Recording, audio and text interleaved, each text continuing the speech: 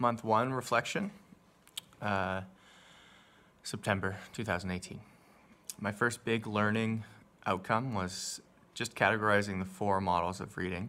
So bottom up being the first one, which is the belief that reading is a linear process from part to whole, that reading is really decoding of letters and sounds into words, then into fluency, then into meaning. It's associated with a behaviorist approach and originated in, I think, the 40s. The model of reading 2 is top-down, which is a response to bottom-up. It's also linear, but it believes in more whole-to-part. So reading begins with meaning being made by the student, by the reader, and that is the most important part.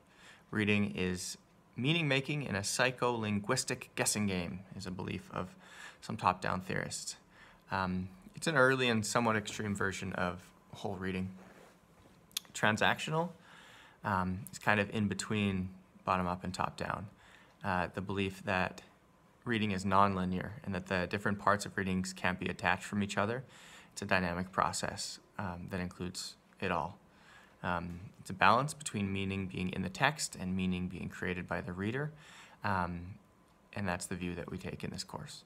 There's also 21st century theories on reading, which recognize multiple literacies and social dynamics of readings, new technologies, critical literacies, things like that.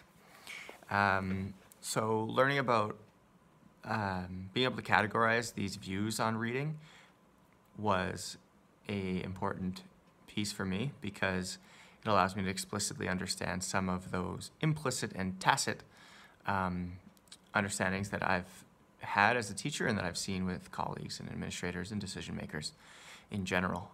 I can see that a lot of decisions in particular about our reading groups and how they work are made from a bottom-up approach that really defines the skills of decoding fluency and comprehension very explicitly and very detached from general reading. And there are some huge pros to that perspective and some drawbacks to that perspective as well. I find myself more attracted to the transactional view of reading that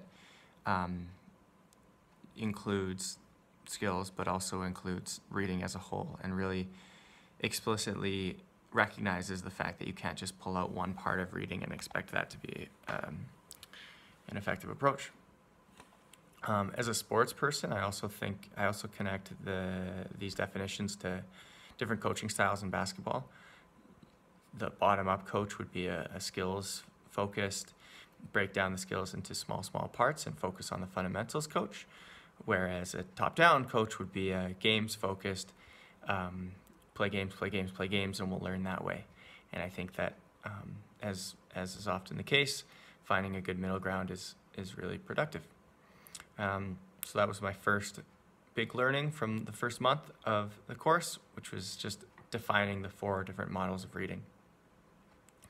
The second big takeaway was just that colleagues have a ton of different views on reading and writing and remediation, and there was the questionnaire at the very beginning of the year with a bunch of statements that you would strongly agree or strongly disagree with. Examples like some children can read, but they don't understand what they are reading, which I strongly agree with. And I have examples of students that can read, that sound like they're reading very well, but they don't understand what they're reading. So depending on how you define reading, you would agree or disagree with that statement. Proficient readers will suspend prior beliefs before reading a text. That's something I disagree with strongly. I don't think that you're able to detach yourself before reading. I think that your experiences and understandings come along with you. I shared this questionnaire with a few of my colleagues, and 8 teachers answered it, and I was really surprised at the varying answers. We had only 1 question that had everyone strongly agree, and we had 4 questions in which people either strongly agreed, weakly disagreed, or strongly disagreed, and they did all 4 for some statements. So I think that's really interesting to have a bunch of colleagues at the same school thinking about these core questions differently. And the questionnaire was a way to start to tackle and shed some light on these implicit, tacit understandings that often inform so much of what we do, but if they're not explicitly understood, are hard to adjust or anything. So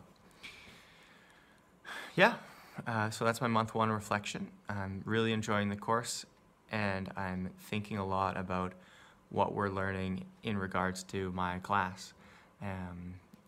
Whether I'm